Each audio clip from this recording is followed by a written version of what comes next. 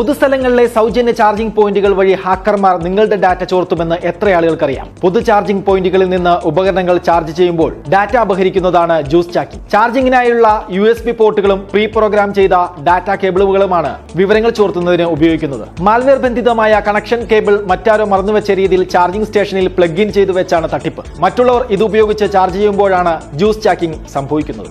Mobile ഫോണിന്റെ ചാർജിങ്ങിനും data കൈമാറ്റത്തിനും ഒരേ cable തന്നെ ഉപയോഗിക്കാൻ തുടങ്ങിയത് മുതലാണ് പ്രധാനമായും ഇത്തരം തട്ടിപ്പ് അരങ്ങേറുന്നത്. ബാങ്കിങ്ങിനായി ഉപയോഗിക്കുന്ന പാസ്വേഡുകൾ, സോഷ്യൽ മീഡിയ പ്രൊഫൈലുകൾ ഹാക്കർമാർ ലക്ഷ്യമിടുന്നത്. പാസ്വേഡുകൾ റീസെറ്റ് ചെയ്ത് ഉപകരണത്തിൽ നിന്ന് യഥാർത്ഥ ഉടമയെ ലോഗ് ഔട്ട് ചെയ്യിച്ച ശേഷം സ്വകാര്യ ഡാറ്റ ഉപയോഗിച്ച് ബ്ലാക്ക്മെയിൽ ചെയ്യുകയാണ് പ്രവർത്തന രീതി. പൊതു ചാർജിംഗ് പോയിന്റുകളിൽ നിന്ന് ചാർജ് ചെയ്യുമ്പോൾ നിങ്ങളുടെ ഫോൺ, ടാപ്പ് മുതലായവ സ്വിച്ച് ഓഫ് ചെയ്യാൻ മറക്കരുത്. ഫോൺ ചാർജ് ചെയ്തുകൊണ്ടിരിക്കുമ്പോൾ പാറ്റേൺ ലോക്ക്, വിരലടയാളം, പാസ്വേഡ് തുടങ്ങിയവ ഉപയോഗിക്കരുത്. കേബിൾ വഴി ഹാക്കിംഗ് നടക്കുന്നില്ല എന്ന് ഉറപ്പാക്കാൻ USB ഡാറ്റ ബ്ലോക്കർ ഉപയോഗിക്കുന്നതും നല്ലതാണ്.